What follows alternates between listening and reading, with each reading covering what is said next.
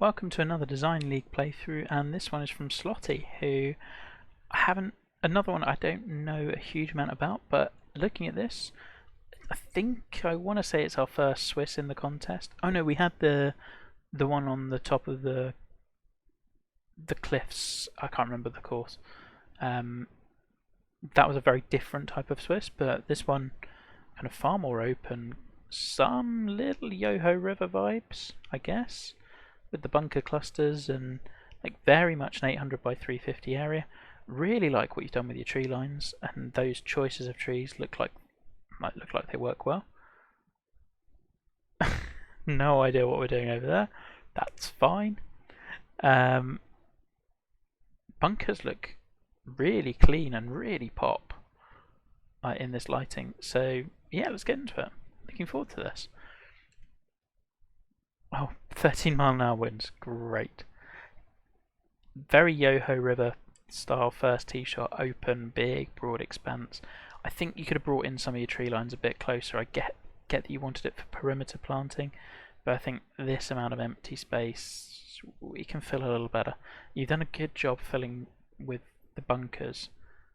Now, sculpting is decent. I think you will get better still at this sort of style.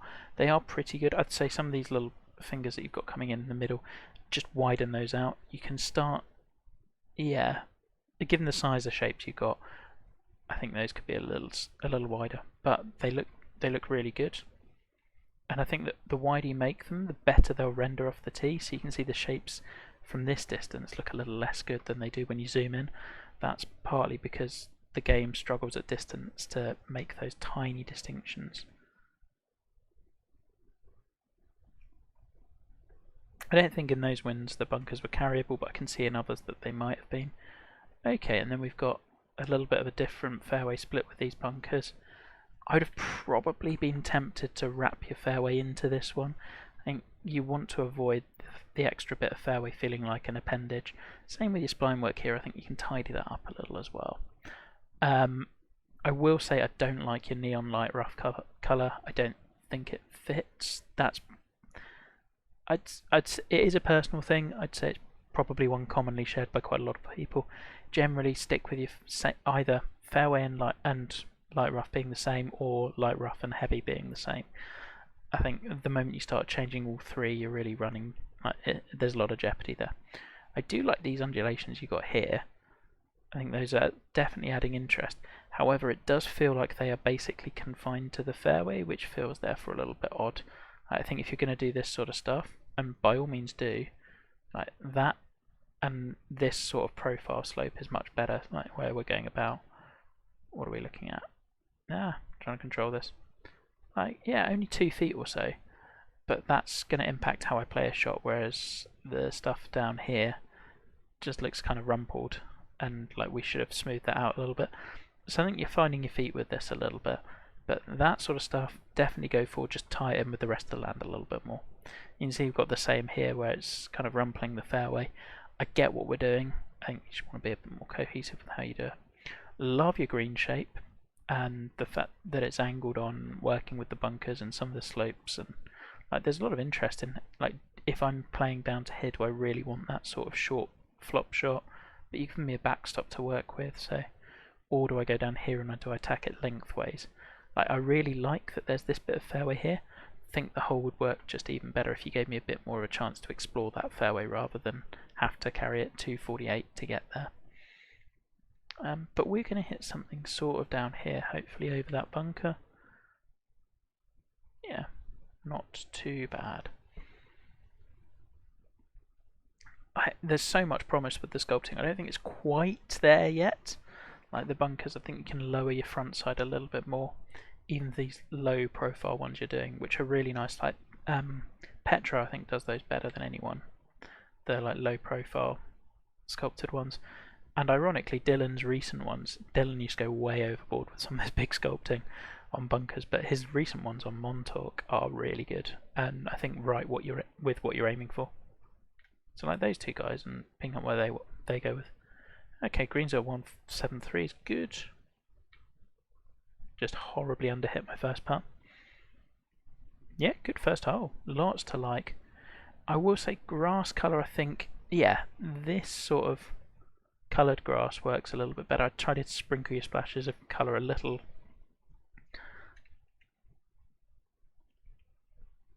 Yeah, that's maybe a little full on, the amount you've used there. This neon green, I think in Swiss particularly, this is probably something you just learn with time. You really want a different colour of grass to stop everything being so green, just for a bit of a palette cleanser. Like one of the white speckly sort of green ones would work really nicely with this. I think this green could benefit from an apron and probably about another third in size. But I really like the bunkering around it. I really like the green site. There's so much you're doing well here. The framing on the left and right are A1. Your tree line's brilliant. I think you've done copy paste around here from just heights. I'd try to vary those a little bit. Or once you've done your copy paste, like chuck in a couple of feature trees that are going to break up that top line a little more. But it looks really good.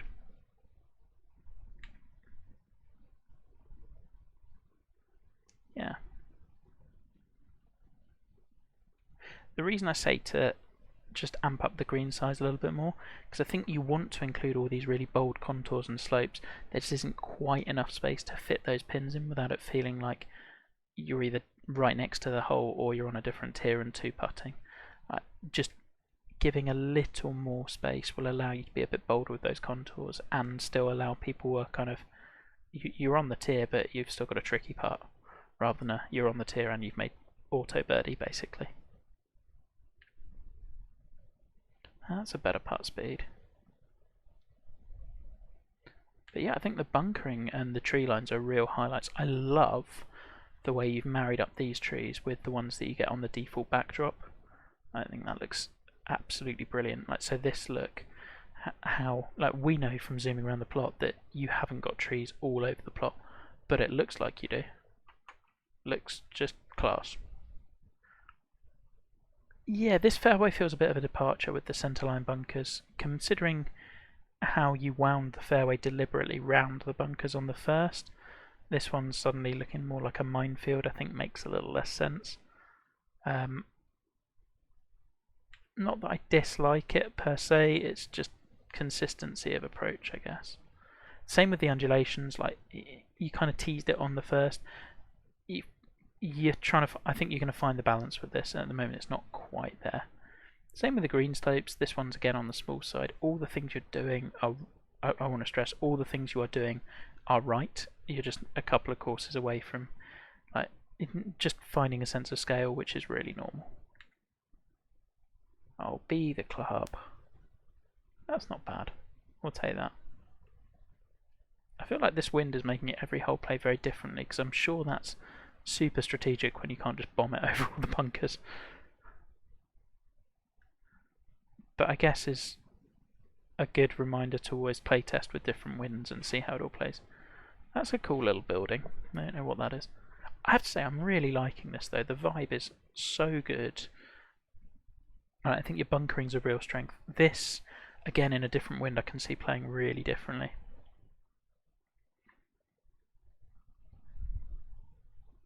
You're going to hate this because you'll have spent a long time planting this.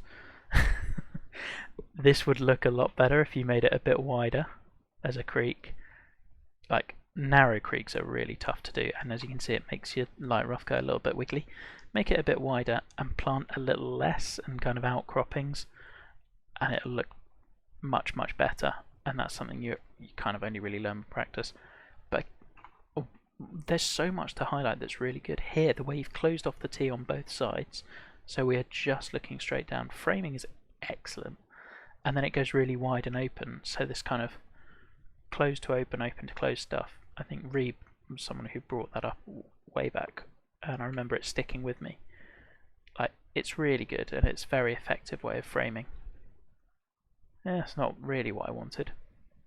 And I do love these two bunkers because they're not really in play until you want to access a front pin, and then you're suddenly, like, this is something I love doing on my courses. Until you want a front pin and then you're trying to land it just over, and the way you've staggered them diagonally so that you want to go one side or the other. Like, there's a lot of really good stuff going on here. Hoping with the wind we can make it over that. No. Oh, maybe. Yeah, so you can see how for a front pin, like those bunkers really come into play. Like generally, your tree lines are pretty much there. I think with your copy and paste, you've overused the dead cedars probably a little bit, but the other ones are good. I'm saying copy paste like I'm certain you've done it. I'm not. I'm guessing you have. And that's by no means a negative. I think copy and paste can work really, really well.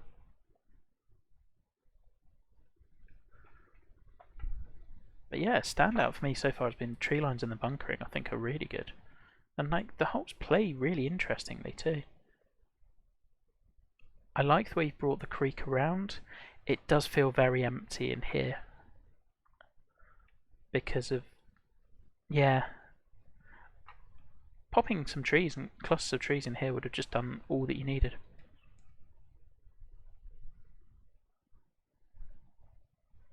I think that would have really made this. That's kind of my comment on most of the course. Like these little outcroppings of trees, maybe make them a little less dense and like a bit wider. Try to tie a couple of your tree lines together. So if you could tie this copse in with this one, rather than just the small circle outcroppings. But bunkering looks superb, and everything else it's just like finding that scale a little bit more. Oh, there's a drive.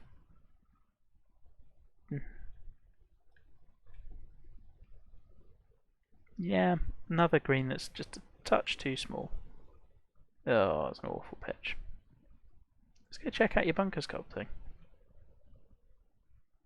It's pretty solid. Looks really good. Bunkers have been an absolute strength, which is so rare for newer designers. Right.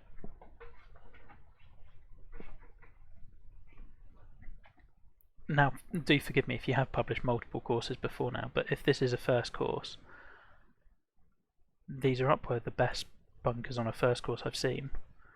Now, we are going to talk about the green because as a par 3, this is just a no. So, firstly, I'd say your green is too small for the length of club we're hitting in, regardless. If this were a drive ball par 4, I'm okay with this, by the way. As a par 3, though, either at this size, the green needs to be pancake flat and straight on, because we can't be carrying bunkers. Think about if we're landing it here, there's no way I'm stopping on the green. It cannot roll off at the back. It can't have a little pimple in front of it. This sort of feature works really well on the short par 3 that you've got next to it, which I do like that you've paired these two up. I think that you've almost just treated them as the same type of green in size and scale, and one of them we're hitting a gap wedge in, one of them we're hitting 3-wood. So almost, if I hit the green, it's a miracle and it's a lottery of where it's going.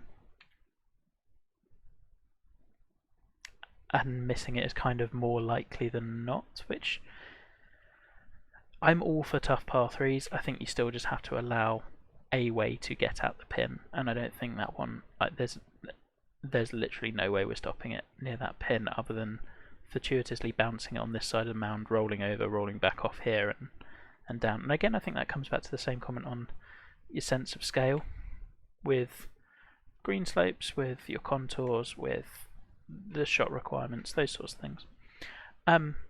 Shame to finish on a bogey, but my goodness, I loved so much about that. Like, really enjoyed it. And we say this to a lot of people, I really look forward to seeing where you are in about 2 or 3 courses time, because when that all gets tied together, this will look really good. So yeah, thank you very much for the course, really enjoyed it, and best of luck in the contest.